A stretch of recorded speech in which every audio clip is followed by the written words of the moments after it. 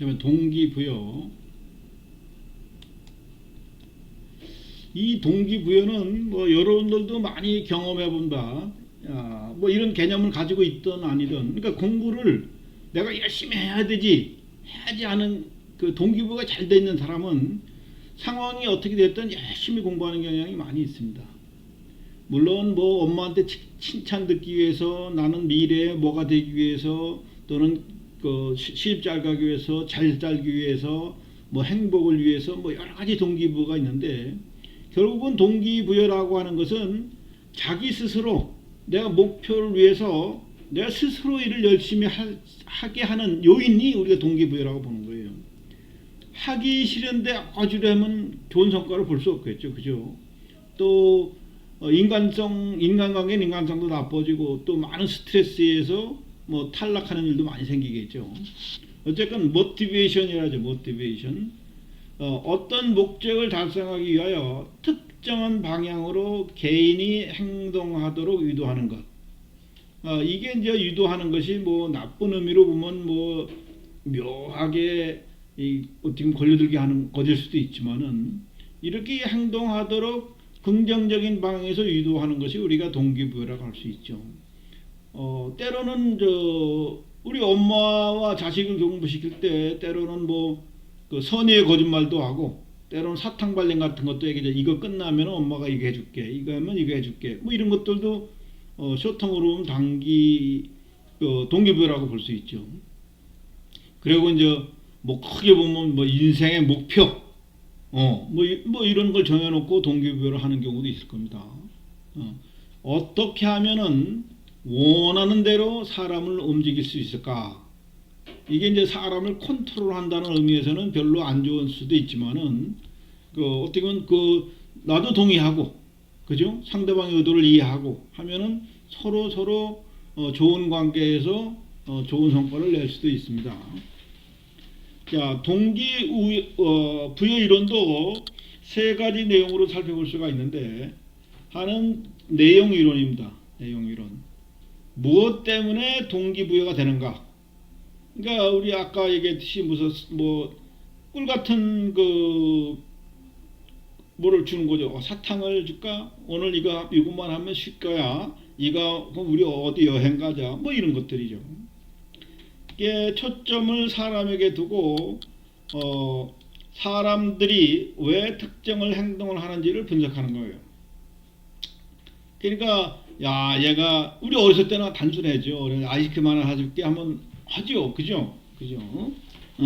과정 이론은 어떤 과정을 통해서 동기부여가 되는가, 뭐를 하기 좋은 환경을 만들어서 이렇게 사람을 그렇게 하도록 유도해 나가는 거예요. 이것을 과정 이론이라고 하고, 광화 이론은 어떤 외부 환경에서 어떤 영향을 받았는가, 제가 어떤 자극을 주면은 뭐 이런 게 있죠. 우리 복수심에 눈이 불타가지고 밤을 안 새고 뭐 한다던가 훈련을 한다던가, 또는 내가 2등이면은 1등 하는 애를 따라잡기 위해서, 그죠? 그러니까 외부 나보다 잘하는 놈을 따라잡기 위해서 나는 전교 1등을 할 거야, 아니 반에서 1등을 할 거야, 뭐 이런 경우도 있을 수 있죠. 그래서 사람의 행동은 어떤 외부적인 요인에 의해서도 자극받아서 움직이는 경향이 강하다는 거죠. 이런 것들로 연구한 결과들인 겁니다.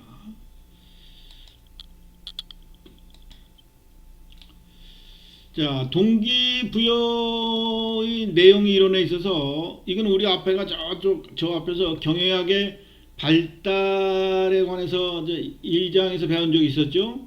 우리가 매슬로우의 욕구 5단계론 해가지고 내가 저 뒤에 가서 좀 자세히 배울 것이다 얘기한 적이 있었죠.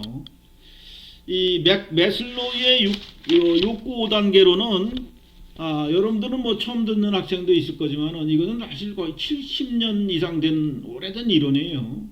이것도 이제 인간의 심리 분석을 통해서 우리 이제 경영학에 응용하게 되는 건데요. 그러니까 우리가 동기부여 같은 거 기본적인 것은 다 심리학의 연구 결과에서 하는 겁니다. 사람들은 이렇게 동기가 계단적으로 이루어져서 요 아래 계단의 욕구가 충족이 돼야만 그 다음에 욕구가 생기고, 욕구가 있고 제일 마지막 이런 단계들이 다 충족이 돼야만 자아 실현의 욕구가 발생한다 이렇게 보는 겁니다. 근데 이게 동기시적으로 오는 것이 아니라 생리적 욕구 이거는 먹는 문제 기본적으로는 먹는 문제죠. 이것이 해결돼야만 그 다음에 이제 잘 쉴 수 있는 거다. 편히 잠 잘 자고 편히 쉬고 싶고 즐기고 싶고 이런 욕구가 있다는 거죠. 여러분들은 군대를 안 가봤고 갔다 온 사람 얘기는 좀 들었겠지만은 사실 군대 경험한 사람들은 생리적 욕구와 안전적 욕구를 아주 철저하게 경험해 봅니다. 군대 갔다 온 사람이 뭐가 다르다는 것은 이런 욕구가 얼마나 중요한지를 경험했거든요. 군대 척 들어가면은 사회의 신분이라든가 뭐 재산적 이런 거 전부 다 벗어놓고 뭐 똑같은 군복을 입죠. 군복을 입고 처음에 가면은 배고프면은 참 아무 욕구도 없는 거예요. 배고픈 것만 충족시켜주면 자기는 뭐든지 할 수 있을 것 같아. 요게 이제 해결된 쫄병을 지나가면 이제는 편히 쉬는 욕구.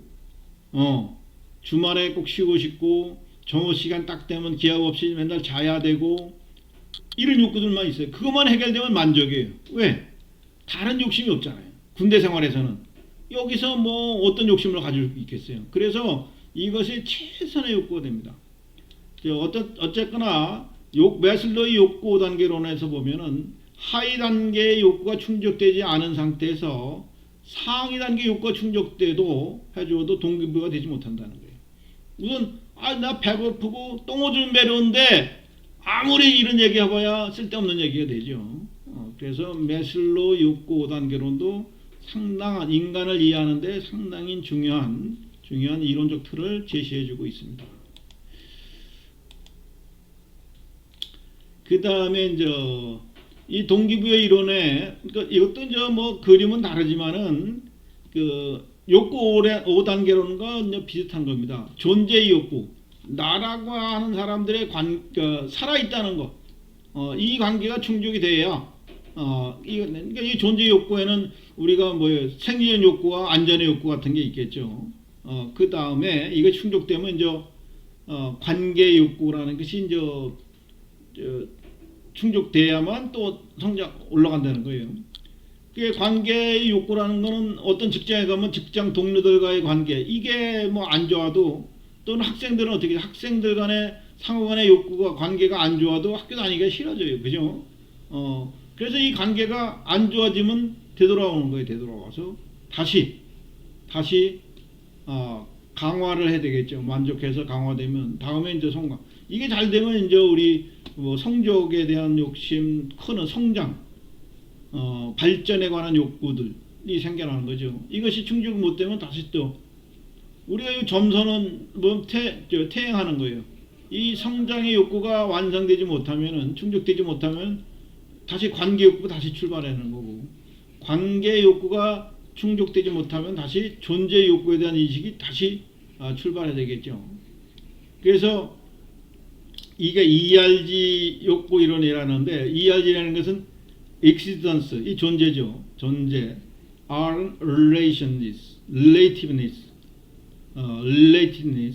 G는 growth에서 ERG 그래서 이게 동기론의 만족과 불만족 이론과 맥을 같이 하고 있는 것이죠. 이게 이제 우리가 저 앞에서 이 유생이론 배웠었죠. 허즈버그의 유생이론도 여기에 같은 얘기들입니다. 소위 동기이론이 있고 유생이론이 있는데 요인들이 서로 다르다는 거죠. 그러니까 불만족을 제거했다 해서 만족하는 것이 아니라 불만족 요인을 제거를 하면은 그 불만족이 없어지는 것으로 욕구가 충족되는 것이고 동기로는 무언가 만족스럽게 해줘야 한다는 요인들이 서로 다르다고 했었습니다. 그래서 허츠버그의 이요인 이론도 저 앞에서 이미 자세히 배웠었죠. 이 요인을 동기론과 유생이론, 소위 만족이론과 불만족이론 이렇게 보는 겁니다.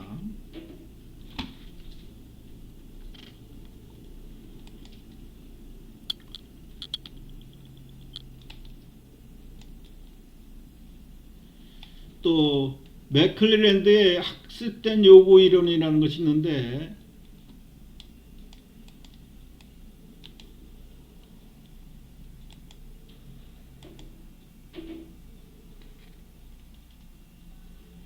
자, 이런 것은 학습된 상황에 따라서 소속이나 조직 문화에서 그 학습에 통해서 친교 욕구도 생기고 권력의 욕구도 생긴다고 하는 겁니다. 이런 것들이 이제 동기부여에 대한 이론들이 소위 그 연구가 되고 발표가 됐습니다. 그러니까 이런 것들이 그냥 누가 뭐 지원해서 하는 것이 아니라 과학자들이 계속 실험도 하고 관찰도 하고 분석을 해서 이게 이런 이론들이 나오는 거예요. 동기부여에 이제 과정 이론이라는 것이 있는데, 자신이 일을 한 만큼 공정한 평가를 받고 자신이 하는 일에 대하여 기대할 만한 것이 있으면은 열심히 하고, 그렇지 않으면은 뭐 포기하는 뭐 이런 경향이 있다는 것을 주장하는 것이죠. 애덤 스미스의 이제 공정성 이론은 것이 있는데, 여러분들 equity라 들어봤죠? equity theory라는 거예요. 이건 어떻게 분석하느냐 하면은, 자신이 일한 것에 대한 대가가 타인의 그것과 비교해서 좋으면 크면은 열심히 일하고, 이건 그렇죠. 여러분 똑같이 했는데 옆에 친구는 좋게 평가해주고 나를 평가하지 않아. 그러면 불만이 생기죠. 그러면 또 불만만 생겨요. 일도 하기도 싫고, 그 다음에 의도적으로 더 엉터리를 하는 경우도 있죠. 그래서 이 사람이라는 것은 내가 공정한 평가를 받느냐, 물론 내가 오해일 수도 있어요. 내가 뭔가 상황을 이해하지 못해서 나는 괜히 불만만 쌓이고, 사회에 대한 불만, 가정에 대한 불만, 뭐 심지어는 내 자신의 불만들 때문에 만사를 포기하는 경우도 꽤 있습니다. 그래 이렇게 살면은 결국 누구 손해예요? 자기 손해예요. 자기 스스로 냉정하게 평가를 해서 동기를 부여받고 열심히 하는 것이 그 사람이 성공하게 되는 것이죠. 그래서 이 그림은 그겁니다. 자신에 대한 대가와 자신의 투입한 분의 가치가 타인이 받는 대가와 타인이 투입한 가치를 비교했을 때 크면은 나는 열심히 하는 것이죠. 그래서 여기서 이제 투입이라는 것은 자신의 노력, 시간, 기술, 직무수행. 여러분 학생 같으면 여기 이제 뭐 학습이라 그러죠. 학습, 공부. 대가는 급여, 승진, 칭찬 등을 포함한 모든 물질적, 정신적 대가를 가지고 비교해 봤을 때, 학생인 여러분들은 그 공부는 거의 안 했고 시험지도 거의 100지 수준인데 교수님한테 가끔 왜 나는 저 B 플러스밖에 안 줘요? 왜 나는 B입니까? 나보다 맨날 같이 놀고 쟤는 이제 B 받았는데 왜는 난 D입니까? 뭐 이런 친구들도 있어요. 이런 것들은 뭔가 요런 평가에 있어서 공정하지 못한 거죠. 그죠?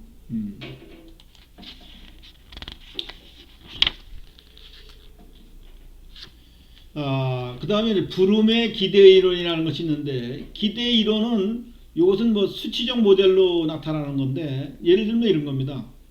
여기 자 우선 요거부터 볼까. 인간이 느끼는 욕구가 행동을 유발한다는 전제하에서 그런 행동을 하려는 욕구의 정도인 동기의 강도에 의해서 동기부여 정도가 좌우된다는 것. 기대 가치라 기대 이론이라는 건데, 이걸 보면 돼요. 악어 이빨에 칫솔질하는 뭐 알바라고 생각해보세요. 직업일 수도 있어요. 근데 여러분들 알다시피 악어는 엄청 포악하고 위험하죠. 그죠? 위험한데 과연 누가 가서 악어의 이빨을 칫솔질을 할 수 있겠어요?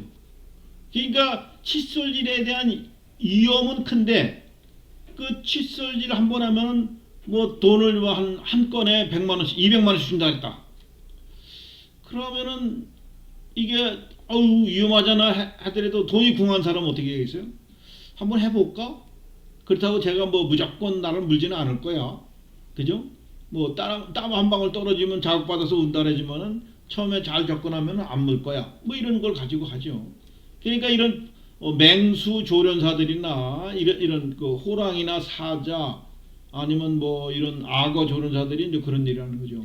그래서 그 칫솔질을 해서 내가 죽지 않고 살아날 가능성이 높으면은, 그죠? 높으면은 이거에 대한 그 가치가 좀 작아도 하겠지만은, 만약에 살아날 가능성이 엄청 적고 성공할 가능성이 만약에 50%라고 그래봐.